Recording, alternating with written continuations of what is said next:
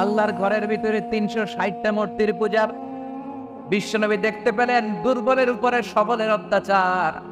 বিশ্বনবী দেখতে পেলেন নারীদেরকে অত্যাচার করা হয়। কন্যা সন্তান বলে বাবা তার মেয়েটাকে নিয়ে জঙ্গলের ভেতরে ঢুকে কিংবা মরুভূমির ভেতরে যে জীবিত দাফন করে দেয়। ওয়াইদাল মাউউদাতু সুইলা ওয়াদুল বানাত। বিশ্বনবী এগুলো দেখতেন চারপাশে। দেখে এই পথহারা জাতিকে কিভাবে উদ্ধার করবেন, কি দিয়ে উদ্ধার করা যায়, এই টেনশনে বিশ্বনবীর পিঠ বাঁকা হয়ে গিয়েছে। উপমা বাঁকা হয়ে গিয়েছিল। বিশ্বনবী সব সময় পেরেশান থাকতেন। আল্লাহ বললেন, নবী টেনশনের দরকার নাই। এরা গুহায় এমন একটা নূরের আলো দিয়ে আমি আপনারে আলোকিত করব, যার মাধ্যমে সব পেরেশানি দূর হয়ে যাবে। ألم نشرح لك صدرك ووضعنا عنك وزرك الذي أنقض ظهرك। আপনাকে পেরেশান বানিয়ে দেয় এরকম সব চিন্তার বোঝা আমি আল্লাহ সরিয়ে নিলাম। সুবহানাল্লাহ। দুইটা নেয়ামত শুনলাম। এবার 3 নম্বর নেয়ামত আল্লাহ বললেন ওয়ারাফা'না লাকা যিকরাক। এই আয়াতটা মুখস্থ করতে হবে আজকে। আমার সাথে সাথে পড়েন ওয়ারাফা'না লাকা যিকরাক। সবাই বলেন নাই, পড়েন ওয়ারাফা'না লাকা যিকরাক ওয়ারাফা'না লাকা যিকরাক। নবী হে, আপনার সম্মানকে আমি আকাশচুম্বী করেছি। I have dignified your status, I the highest peak. আপনার মর্যাদা উঠাতে উঠাতে আকাশ বাতাস ছাপিয়ে সাতাকাশ কাঁপিয়ে আরশের উপরে নিয়ে গিয়েছে। আপনার মর্যাদা আমার পরপরই স্রষ্টার পরে পুরো সৃষ্টিকুলের উপরে বিশ্বনবীর মর্যাদা আছে না নেই? এজন্য আল্লাহ বললেন ওয়ারাফা'না লাকা যিকরাক। ও নবী, আপনার মর্যাদা সম্মান আমি আকাশচুম্বী করেছি। আপনার সুনাম সুখ্যাতি মান মর্যাদা আমি গোটা বিশ্বে ছড়ায় এলো। এ আয়াত যখন নাজিল হলো কাফেররা হাসতে শুরু করলো। কাফেররা বলে, মোহাম্মদ বেটা বলে কি, ও জানে বাঁচবে কিনা ওইটাই তো সন্দেহ। আমরা যেই ষড়যন্ত্র পাকাচ্ছি ও জানে বাঁচবে কিনা সে এটাই সন্দেহ। তার নাম গোটা বিশ্বে ছড়াবে কি করে আমরা দেখে নেব। আল্লাহ বলেন, তোরা আমার নবীর সুনাম সুখ্যাতি ছড়ানোর ব্যাপারে বাধা তৈরি করবি, তোরা আমার নবীর ব্যাপারে অপপ্রচার চালাবি, তোদের অপপ্রচারকেই আমি আমার নবীর প্রচার মাধ্যম বানিয়ে দেব। তোদের অপপ্রচারকে আমি আমার নবীর জন্য প্রচার মাধ্যম বানিয়ে দেব। এরকম অনেক সময় হয় না যে কেউ কেউ অপপ্রচার করে কারো বিরুদ্ধে, এটা তার জন্য প্রচার হয়ে যায়। কেউ অপপ্রচার চালায়, আমরা মেহরবানিতে ওইটা তার পাবলিসিটি হয়ে যায়। তার আলাদা করে প্রচার বিভাগের টিম তৈরি করা হয় না, তার বিরোধীরাই তার প্রচার বিভাগের কাজে নেমে পড়েন।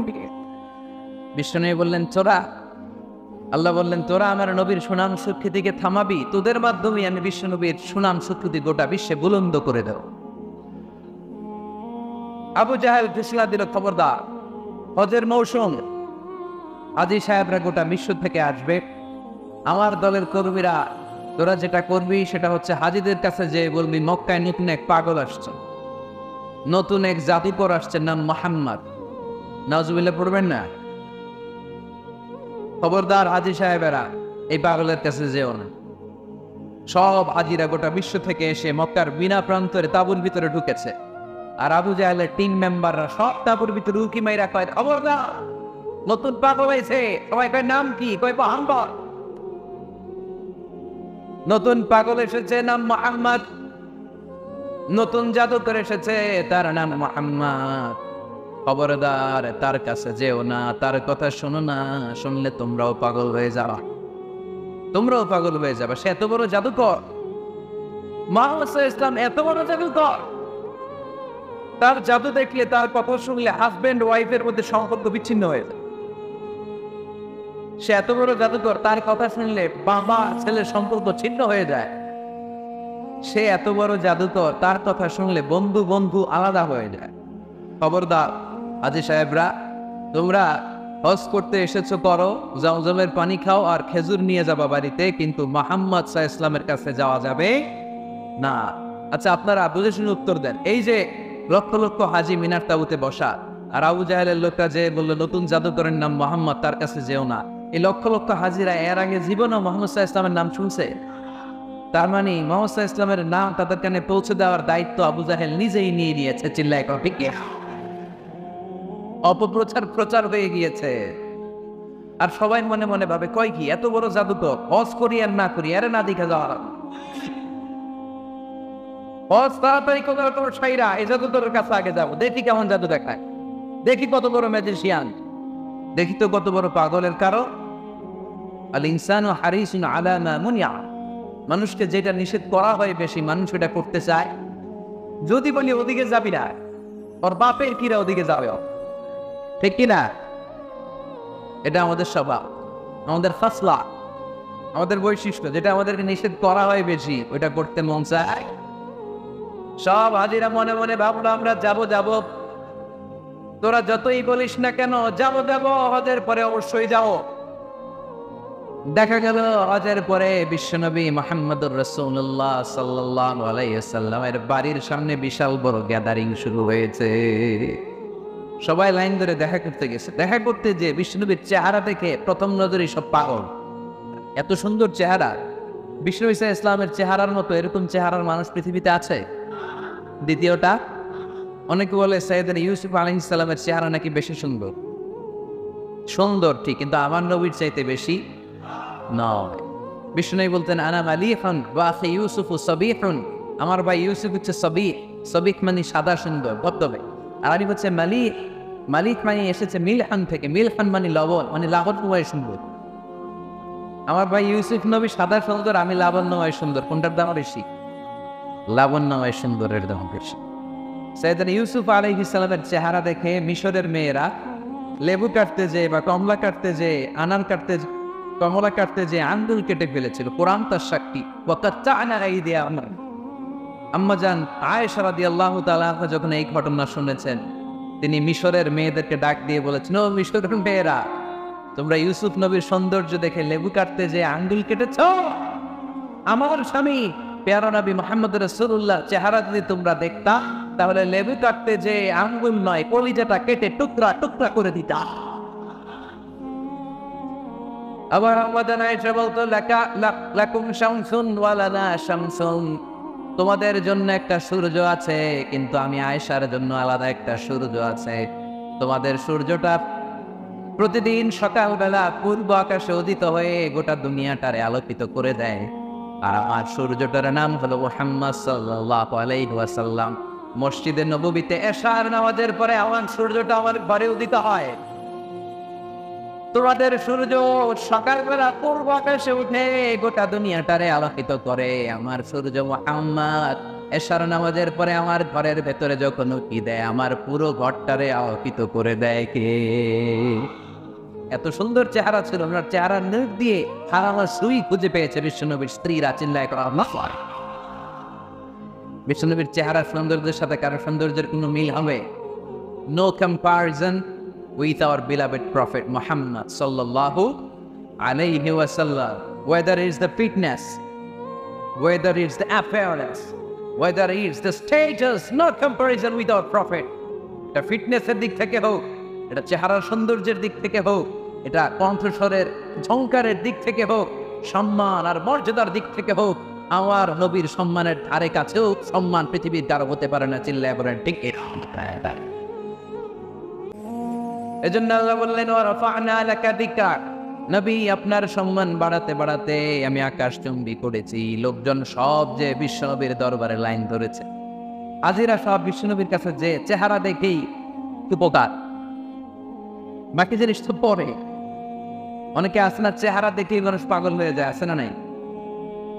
চেহারা দেখেই পাগল, চেহারা দেখেই পাগল। তারপর তারা মিলাতে লাগলো। মিরার তাবুতে আবু জাহেলের কর্মীরা ঘোষণা দিয়েছিল এলাকায় মুহাম্মদ নামে পাগল এসেছে। তারা মিলায় দেখে না, এই মহামানব কোনোদিন পাগল হতে পারে না, কারণ পাগলের চুলগুলো থাকে উস্কো খুস্কো, ঠিক কিনা? আমার নবী সাল্লাল্লাহু আলাইহি ওয়াসাল্লামের চুল উস্কো খুস্কো ছিল। কত সুন্দর চুল আছে রাখতেন, জাইতুনের তেল দিতেন, আতর ঢেলে মাথার শীতের মধ্যে ঢেলে দিতেন, কপাল বেয়ে বেয়ে পড়তো, আর যেখানে সেজদা দিতেন সেজদার জায়গা আতরের ঘ্রাণে আমোদ হয়ে যেত। হাতের তালুতে পারফিউম মাখতেন, আর মানুষের সাথে মুসাফা করলে যার সাথে মুসাফা তার হাতের সাথে নবীর ব্যবহৃত পারফিউমের ঘ্রাণ ছুটে যেত। এত পরিচ্ছন্ন ছিলেন তারা। বিশ্বনবীর চেহারার সাথে আবু জাহেলের বক্তব্যের মিল খুঁজে পায় না। তারা বলে না, এই লোক কখনো পাগল হতে পারে না। পাগলের চুল থাকে উস্কো খুস্কো, জামা থাকে ছেঁড়া ফাড়া, গায়ের মধ্যে থাকে ময়লা। পাগল কখনো দাঁত মাজে না। কিন্তু বিশ্বনবীর মুচকি হাসির ফাঁক দিয়ে দাঁতের দিকে তাকালে মানুষগুলো সব পাগল হয়ে যায়। স্মাইল দিতেন বিশ্বনবী, স্মাইল, মুচকি হাসি, তাবাসসুম। বিশ্বনবীর মুচকি হাসি দেখলে মানুষ পাগল হয়ে যেত, পাগল করা হয়ে যেত। তারা বলে না না, এই মহামানব তো কখনো পাগল হতে পারে না। আবার মিলাতে লাগলো আবু জাহেলের কর্মীরা বলেছিল এটা নাকি বড় জাদুকর, কিন্তু তারা বলে না না, এ অসাধারণ লোকটা জাদুকর হতে পারে না, সে তো কোনো মন্ত্র পড়ে না। জাদু করার জন্য মন্ত্র পড়ার দরকার আছে না নাই? বিষ্ণুনবী কি মন্ত্র পড়তো? বিষ্ণুনবী কি পড়ে শোনাতো? চিল্লায় বলেন, কি পড়ে শোনাতো? কোরআন শোনা। এত সুন্দর কণ্ঠ ছিল বিষ্ণুনবী, পাগল হয়ে যেত মানুষ শুনতে শুনে, পাগল পড়া হয়ে যেত, বিমুগ্ধ হয়ে যেত। তারা সবাই বলতে আরম্ভ করলো, আবু জাহেল তুমি মিথ্যাবাদী, তবে তোমাকে ধন্যবাদ এরকম একটা মানুষের সাথে পরিচয় করিয়ে দেওয়ার জন্য। সুবহানাল্লাহ কইলেন না? আমরা মেনে নিতে পারলাম না সে পাগল নয়, জাদুকর নয়, সে হলো এই জামানার পয়গাম্বার। আমরা পড়ে নিলাম লা ইলাহা ইল্লাল্লাহু মুহাম্মাদুর রাসূলুল্লাহ সাল্লাল্লাহু আলাইহি ওয়াসাল্লাম। ওয়া রাফা'না লাকা যিকরাক। নবী হে, এইভাবে আমি আপনার সম্মানকে বাড়িয়েছি।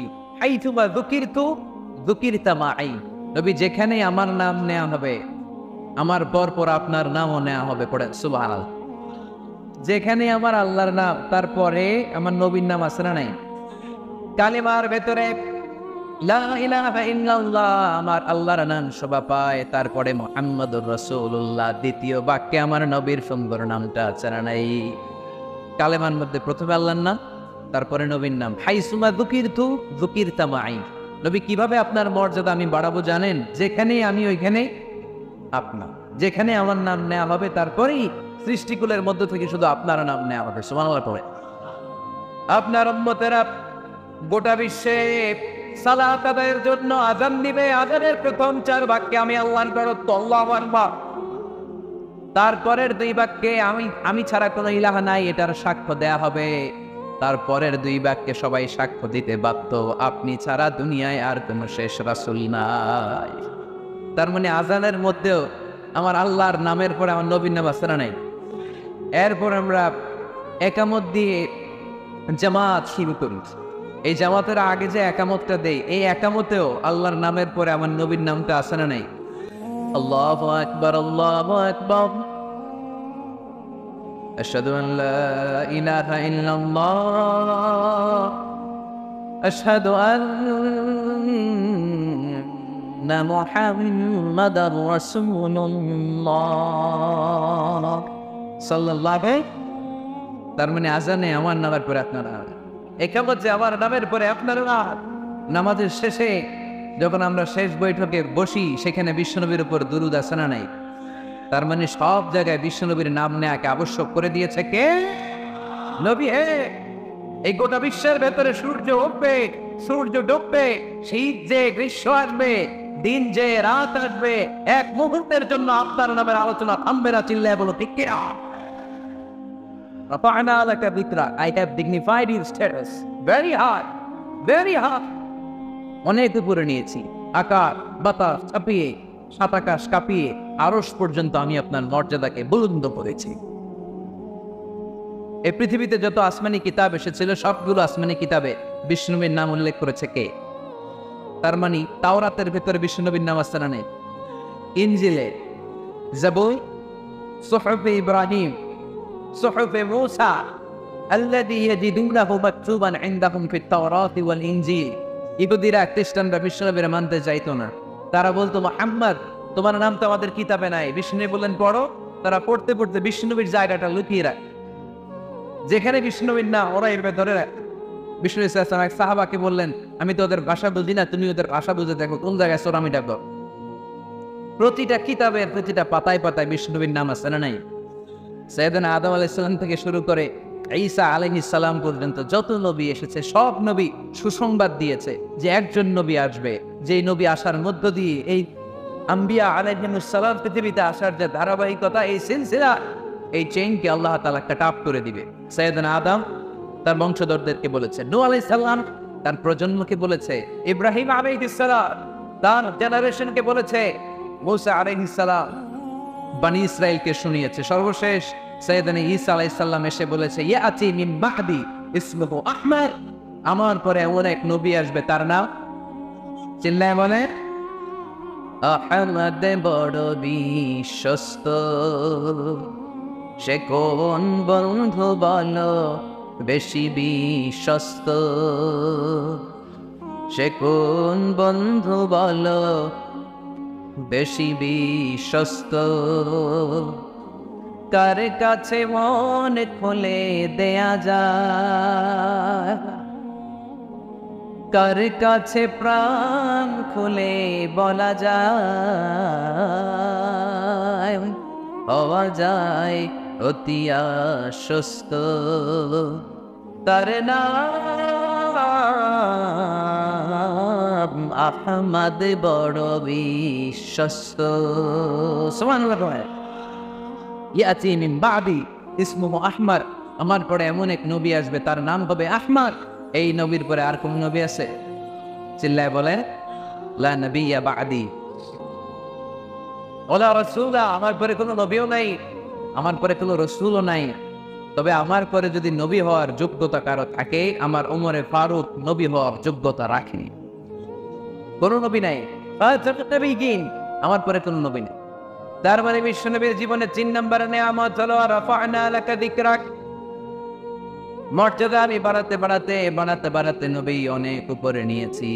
আবার আল্লাহ আমাদেরকে ডেকে বললেন, ও বান্দারা শুনো, আমি স্বয়ং আল্লাহ তাআলা আমার ফেরেশতা বাহিনী নিয়ে এই নবীর উপরে স্বয়ং আমি দুরূদ করি।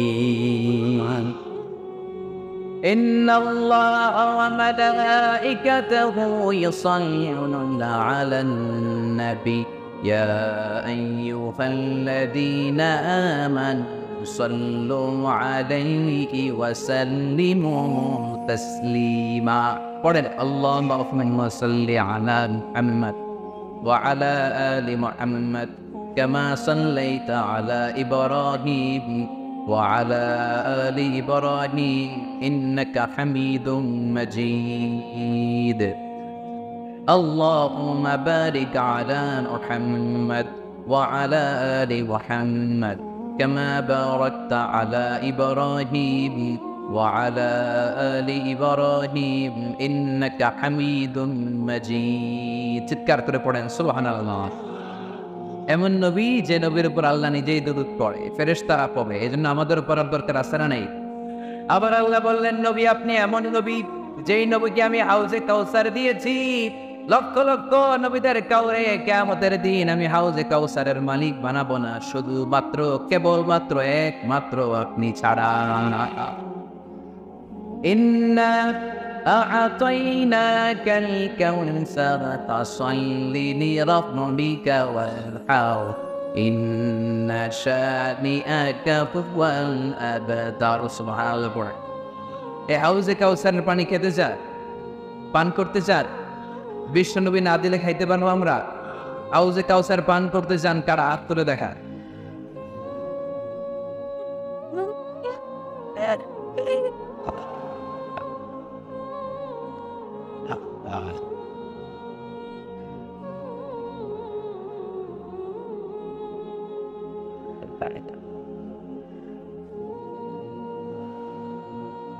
আহলা মিনাল আসাল, হাউজে কাউসারের পানি মধুর চেয়েও মিষ্টি।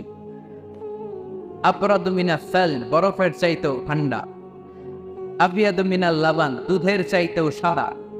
মান শারিবা মিনহা শারবাতান লাম ইয়াদমা আবাদা, এক ঢোক হাউজে কাউসারের পানি যে খাবে চিরকালের জন্য তার গলার তৃষ্ণা মিটে যাবে। ওই হাউজে কাউসার বিশ্বনবীকে দিয়ে বিশ্বনবীর মর্যাদা বাড়িয়েছে কে? আবার আল্লাহ বললেন, আমি পৃথিবীর অনেক নবীকে আমি নৈতিক বিজয় দান করেছি, কিন্তু সবাইকে আমি রাজনৈতিক বিজয় দান করি নাই। আপনাকে আমি এমন নবী করে দুনিয়ার বুকে পাঠিয়েছি, আপনাকে আমি নৈতিক বিজয় দান করেছি, পাশাপাশি রাজনৈতিক বিজয়ও দান করেছি। সুবহানাল্লাহ। বিশ্বনবী একাধারে যেমনি মসজিদে নববীর ইমাম ছিলেন, পাশাপাশি মদিনার রাষ্ট্রের প্রেসিডেন্ট ছিলেন, ঠিক কিনা? তার মানে ইমাম বা নেতা এমন হওয়া দরকার যে নামাজও পড়াতে পারে, আবার সমাজও শাসন করতে পারে, ঠিক কিনা? এমন নেতার দরকার আছে না নেই? এজন্য বিশ্বনবী বললেন, রব্বি আদখিলনি মুদখালা সিদকিন ওয়া আখরিজনি মখরাজা সিদকিন ওয়াজআলনি মিন লাদুনকা সুলতানান নাসীরা। ও আল্লাহ, আপনি আমার সত্যতার সাথে মক্কায় রাখেন, বের করলেও সত্যতার সাথে বের করেন, আর আপনি আমাকে বিজয়ী শক্তি দান করেন। বিজয়ী শক্তি, রাজনৈতিক শক্তি বিশ্বনবী আল্লাহ তাআলার কাছ থেকে দোয়া করে চেয়ে নিয়েছেন। চিল্লায়ে বলেন ঠিক কি না? রাজনৈতিক শক্তির দরকার আছে না নেই? দরকার আছে। তা আস্তে করে বললেন কেন? রাজনৈতিক শক্তি থাকার দরকার আছে না নেই? দেখেন, বাংলাদেশ সৃষ্টি হয়েছে কত সালে বলেন? কত সাল? বাংলাদেশের বাড়তে কবে? 1971-এ। এই 71 সালের পর থেকে আমাদের বাংলাদেশে সুদ আছে না নাই? কিন্তু সুদের বিরুদ্ধে ওয়াজ আছে না নাই? আলেম ওলামারা আজীবন সুদের বিরুদ্ধে ওয়াজ করছে। আমরা ওয়াজ আগে করতাম, এখন করতেছি, সামনেও করব, মাগার সুদ মরবেন। এর কারণ যেটা আইন করে প্রণয়ন করা হয় ওটা ওয়াজ করে মারা যায় না, ওটারে আইন করে নষ্ট করতে হয়। চিল্লায় বলেন ঠিক কিনা? আমি সারা জীবন সুদের বিরুদ্ধে ওয়াজ করলে সুদ যাবে না, কিন্তু দেশনেত্রী মাননীয় প্রধানমন্ত্রী যদি কালকে ঘোষণা দেয় বাংলাদেশের কোনো ব্যাংকে ব্যাংকিং ফিনান্সিয়াল ট্রানজাকশনে কোনো সুদ চলবে না, তার পরের দিন থেকে বাংলাদেশে কোনো সুদ থাকবে না। চিল্লায় বলেন ঠিক কিনা? এজন্য সাইয়েদনা ওমর ফারুক বলতেন, ইন্নাল্লাহা লা ইয়াযাউ বিল কুরআন মা ইয়াযাউ বিস সুলতান। আল্লাহ মাঝে মাঝে ক্ষমতার মাধ্যমে এমন কিছু করে যেটা আল্লাহ কোরআনের মাধ্যমেও করে না। চিল্লায় বলেন ঠিক কিনা? কালকে যদি ঘোষণা হয়ে যায় 5 ওয়াক্ত নামাজ যদি না পড়া হয় 5 বের, তবে চেয়ারম্যান না পড়লে চেয়ারম্যানের পিছনে 5 বের, এমপি না পড়লে এমপির পিছনে 5 বের। কথা বলে মাননীয় প্রধানমন্ত্রী যদি এটা ঘোষণা দিয়ে দেয় যে কালকে থেকে নামাজ না পড়লে 5 বের, এটা সবার জন্য এই আইন। একটা বেনামাজির ভেজা পাওয়া যাবে, সব কই দৌড়াবে মসজিদে, অজু থাকলেও দৌড়, না থাকলেও দৌড়। কারণ মায়ের উপরে কোনো ওষুধ আছে? কথা বলে, কারণ মায়ের ভিটামিন আছে, মায়ের কি আছে? এজন্য ইন্নাল্লাহা লা ইয়াযাউ বিল কুরআন ওয়া ইয়াযাউ বিস সুলতান। মাঝে মাঝে আল্লাহ ক্ষমতা দিয়ে এমন কিছু করে যেটা মাঝে মাঝে আল্লাহ কোরআন দিয়েও করে না। এজন্য অনেক নবীকে নৈতিক বিজয় দান করলো, বিশ্বনবীকে শুধু নৈতিক বিজয় নয়, পাশাপাশি রাজনৈতিক বিজয়ও দান করেছে। কে? 3টা নিয়ামতের ঘোষণা দিয়ে আল্লাহ বললেন, আলাম নাশরাহ লাকা সাদরাকা ওয়া ওয়াদা'না আনকা বিজরাক আল্লাযী আনকাযা যাহরাক ওয়া রাফা'না লাকা যিকরাক। পড়েন সুবহানাল্লাহ। নবী হে, আপনার মর্যাদা আমি অনেক বাড়িয়েছি। আপনার কথা শুধু মুসলমানেরাই বলে না, হিন্দুরাও বলে, আছে না নাই? গতকাল এক হিন্দু ভাই আমার হাতে হাত রেখে শাহাদা বাক্য পাঠ করে গাজীপুরে মুসলমান হয়ে গেছে। বিশ্বনবীর কথাগুলো যখন তারা শোনে, তারা নিজেদেরকে ধরে রাখতে পারে না। আপনারা মহাত্মা গান্ধীর নাম শুনেছেন? তিনি ভারতের অবিসংবাদিত নেতা। বিশ্বনবীর ব্যাপারে কমেন্ট করেছেন যে এরকম নেতা পৃথিবীতে আর দ্বিতীয়টা কখনো হবে না। মহাত্মা গান্ধী কি মুসলমান না হিন্দু? গোটা বিশ্বে খ্রিস্টানরা বিশ্বনবীকে নিয়ে এখন মাতোয়ারা।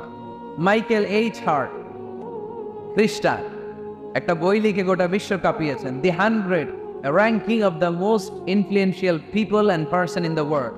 পৃথিবী কাঁপানো 100 জন মনীষীর জীবনী নিয়ে একটা বই তিনি করেছেন।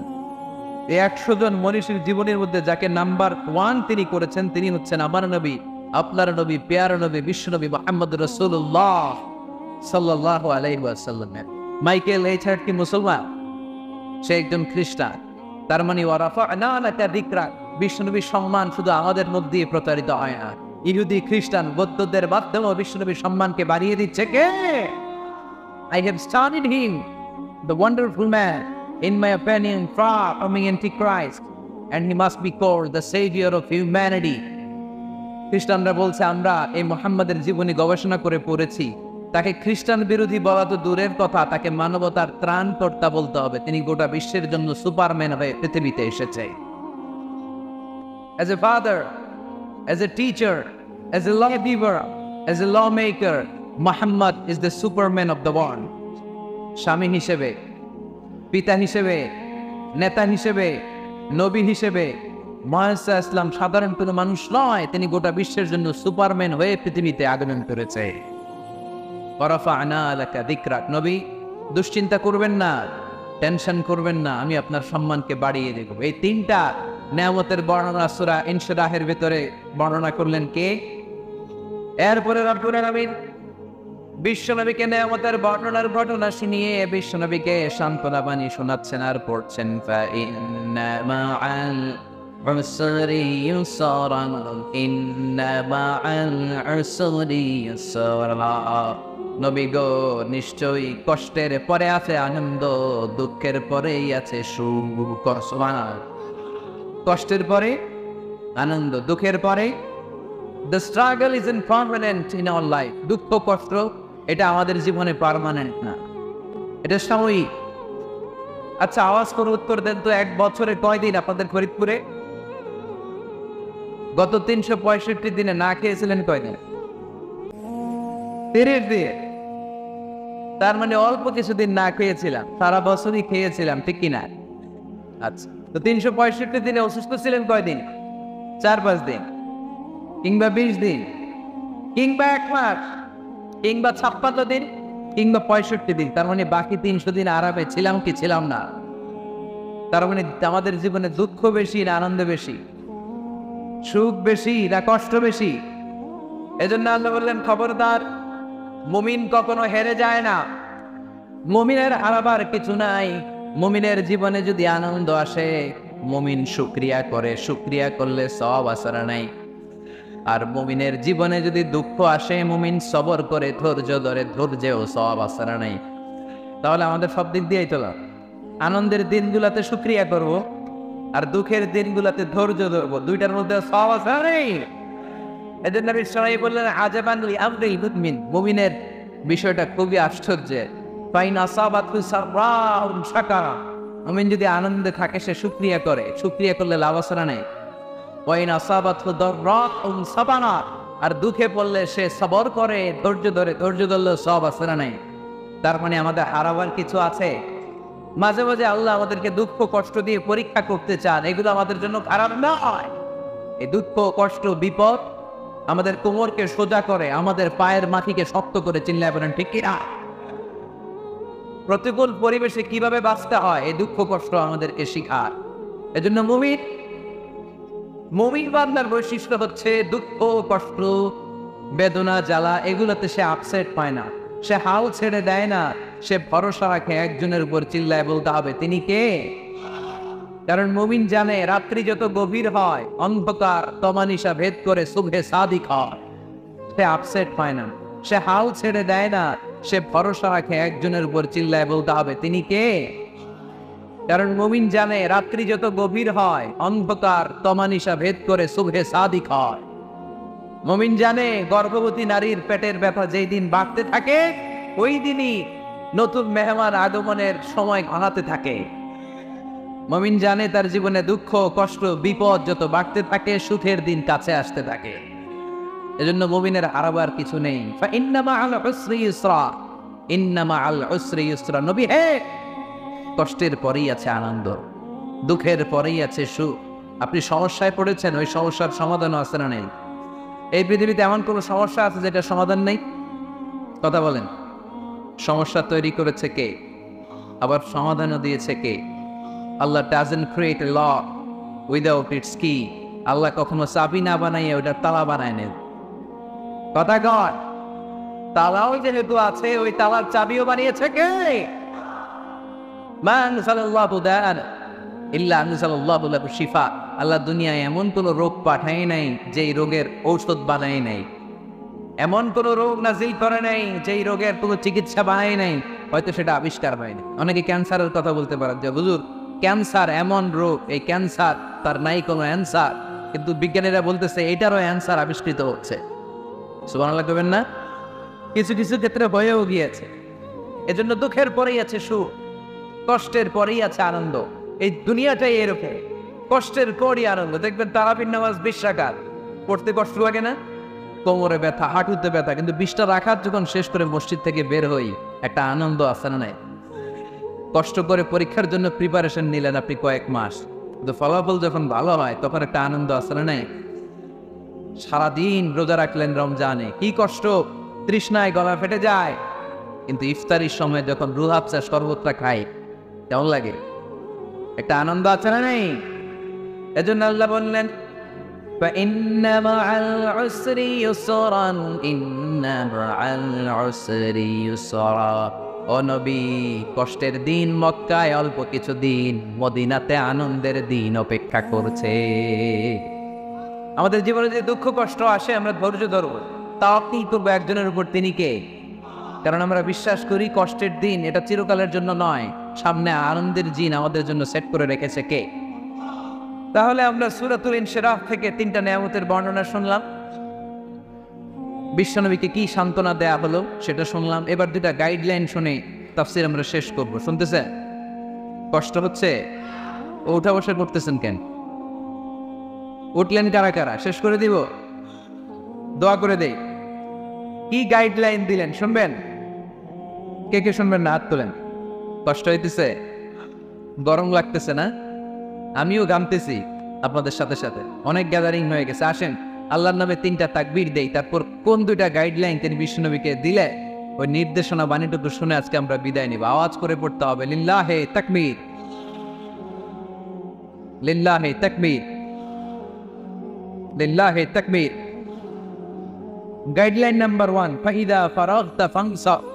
নবী আপনি যখন অবসর হন আপনি ইবাদতে মশগুল। ফানসাব ফিল ইবাদাত, তাফসীর ইবনে কাসিরে এসেছে আপনি ইবাদতে মশগুল হন যখন আপনি অবসর পান। অবসর আল্লাহর দেয়া বড় নেয়ামত, এটা বিশ্বাস করেন? অবসর কিন্তু নেয়ামত। আমরা অনেকেই অবসর সময়কে কাজে লাগাই না, কিন্তু অবসর চলে যাওয়ার পরে যখন ব্যস্ত হয়ে পড়ি তখন বলি হায় রে, অবসরটা যদি কাজে লাগাইতাম।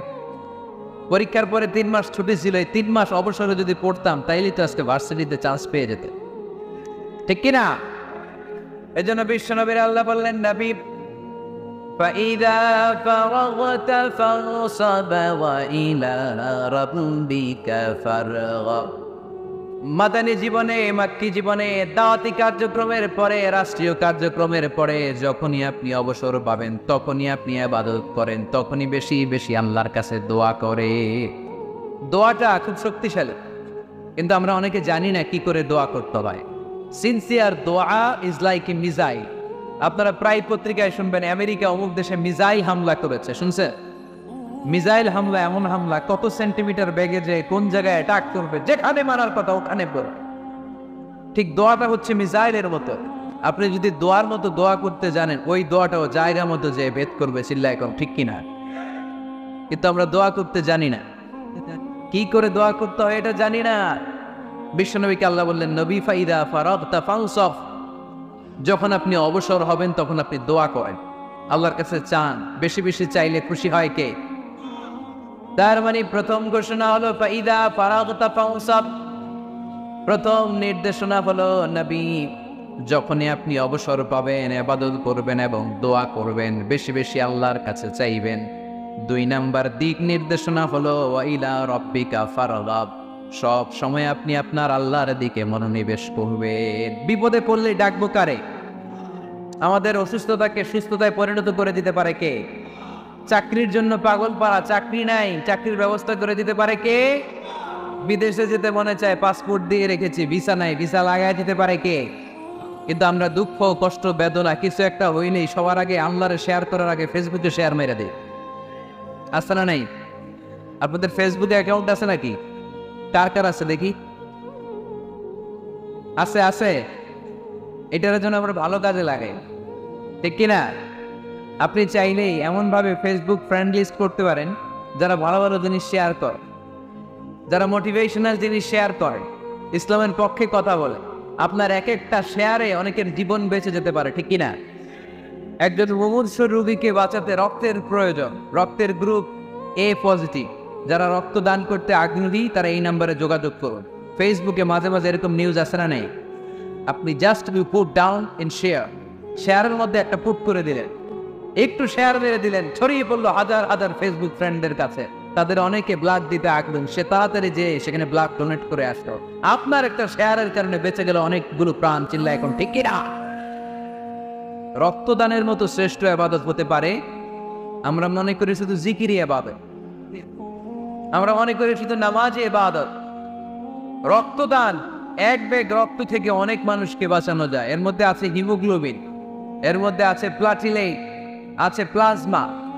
রক্তে একটা উপাদান আছে প্লাজমা, নাম শুনছে? আগুনে পোড়া রোগীকে বাঁচাতে এই প্লাজমা লাগে। হসপিটালের বার্ন ইউনিটে যেয়ে দেখবেন মানুষ কিভাবে চিল্লায়। নুসরাত নামে একটা মেয়ে মারা গেল না, এক বদমাইশের কবলে পড়ে মারা গেল না? তাকে আগুন জ্বালিয়ে দেওয়া হয়েছিল তার গায়ে, তার প্লাজমাগুলো জ্বলে গিয়েছিল।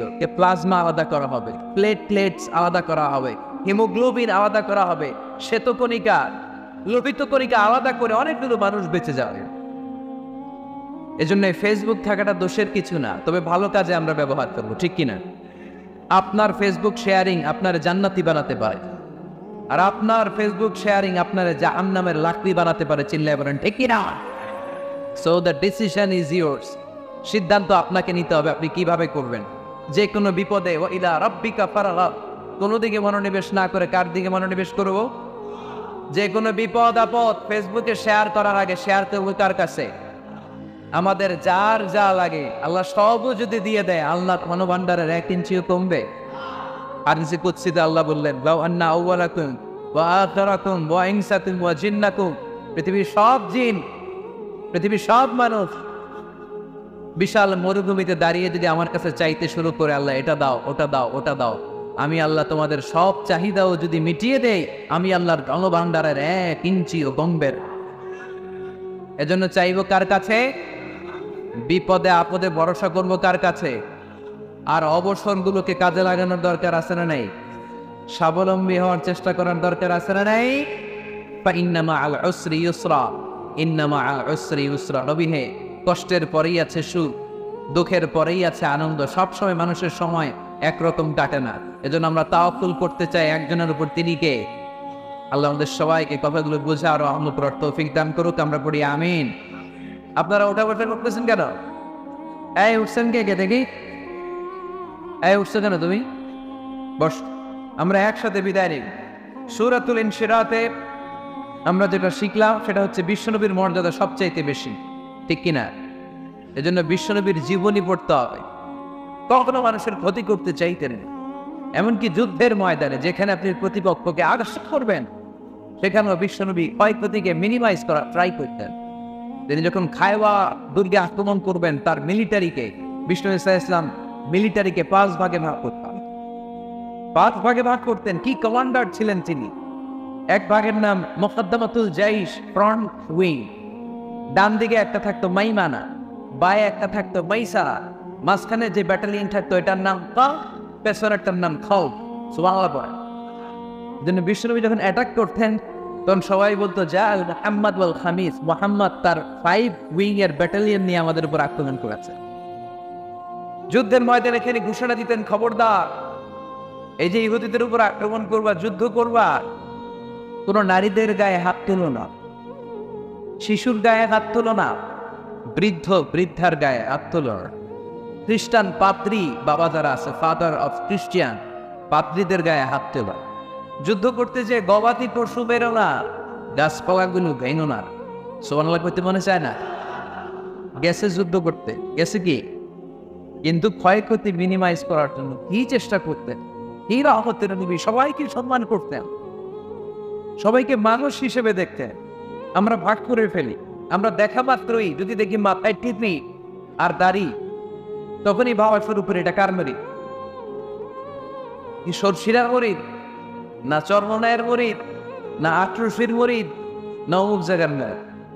অথবা আমরা বলতে শুরু করি কি জামাত করে, না খেলাফত মজলিস করে, না ইসলামী আন্দোলন করে, না তাবলীগ করে। ভাগাভাগি আছে না নাই? কিন্তু আমরা তাকে মানুষ হিসেবে দেখি না। আগে দেখতে হবে মানুষ, আপনার চোখ দিয়ে যা দেখবেন এগুলো মানুষ, এগুলো সবাই মানুষ। বিশ্বনবী মানুষ হিসেবে সবাইকে ট্রিট করতেন। সাহাবাদেরকে নিয়ে বিশ্বনবী বসে আছেন, একটা লাশ নিয়ে যাওয়া হচ্ছে। লাশ দেখে বিশ্বনবী দাঁড়িয়ে গেলেন। সাহাবারা বললেন, ইয়া রাসূলুল্লাহ, আপনি দাঁড়ালেন যে? ইন্নাহু ইয়াহুদি, এটা ইহুদির লাশ। ইন্নাহু ইয়াহুদি, এটা তো ইহুদির লাশ, বসেন, দাঁড়ালেন যে? বিশ্বনবী বললেন, আওয়ালাইসাত নাফসান, এটা কি মানুষ না? সুবহানাল্লাহ বলবেন না? আওয়ালাইসাত নাফসান, হোক না ইহুদি, হোক না খ্রিস্টান, হোক না আস্তিক আর নাস্তিক, এটা কি মানুষ নয়? সে মানুষ। সবার উপরে মানুষ সত্য, তাহার উপরে নাই। মাখলুকাতের মধ্যে সবচাইতে বেশি শ্রেষ্ঠতম হচ্ছে মানুষ। বিশ্বনবী সবাইকে মানুষ হিসেবে ট্রিট করতেন। এজন্য বিশ্বনবী হচ্ছেন সবচেয়ে বেশি ব্রড মাইন্ডেড, মানে খোলা মনের, বড় মনের, দিল দরিয়া, ন্যারো মাইন্ডেড ছিলেন না। আমরা ন্যারো মাইন্ডেড, আমরা অল্পতে ঝগড়া বাঁধিয়ে দেই, আমরা অল্পতে অন্যকে গালমন্দ করি, আমরা অল্পতে ভাগাভাগি করি। ভাগাভাগি করবেন না, সহজ করে ইসলামকে উপস্থাপন করুন। আর দিন ও ইউসরুন লা উসরা ফি। আমার প্রিয় ফরিদপুরের ভাইয়েরা, দিন সহজ, এটার মধ্যে কাঠিন্যতা নাই। আমরা এটারে কঠিন বানাইছি। আমি প্রায় বিভিন্ন মাহফিলে বলি যে আল্লাহ ছাড় দেয় কিন্তু মাওলানা ছাড় দেয় না। আছে না নাই? আল্লাহ ঠিকই ছেড়ে দিয়েছে, মৌলভী ছাড় দেয় না। বিশ্বনবী সাহাবাদেরকে নিয়ে বসা, এক বেদুইন এসে মসজিদের ভিতরে উট ঢুকায় দিছে, মসজিদের নববীতে, আর মসজিদের মাঝখানে বসে পেশাব করা শুরু করে দিছে। এই কেন্দ্রীয় জামে মসজিদের ভিতরে যদি এক হিন্দুর দিকে পেশাব শুরু করে, কি করবেন? হ্যাঁ, ওই কয় কোয়ারা আবেগে ওরে পিটানো শুরু করবে সবাই। সাহাবারাও তাই শিখে তুললেন, মারতে উদ্ধত হলেন। বিশ্বনবী বললেন, এই রাখো রাখলা, ওরে পেশাব করতে দাও, পেশাব করতে দাও। এর কারণ, কেউ যখন ইউরিন পাস করে, স্টুল পাস করে, তখন এটা থেকে ধীরে সুস্থে করতে দিতে হয়। এজন্য টয়লেটে কেউ ঢুকলে জোরে বাড়ি দিবেন, তাহলে খবর আছে। কাশি দিবেন, যে একটু কাশি দিবেন, এরকম, হ্যাঁ, এরকম কাশি দিবেন। অথবা পায়চারি করবেন, যদি পায়চারি করেন তাহলে সে বুঝবে সামওয়ান ইজ ওয়েটিং আউটসাইড, সামনে একজন ওয়েটিং করতেছে বাইরে, আমাকে বেরোতে হবে। কিন্তু আপনি যদি ওরা ডাকতেন, কুদ্দুস রে,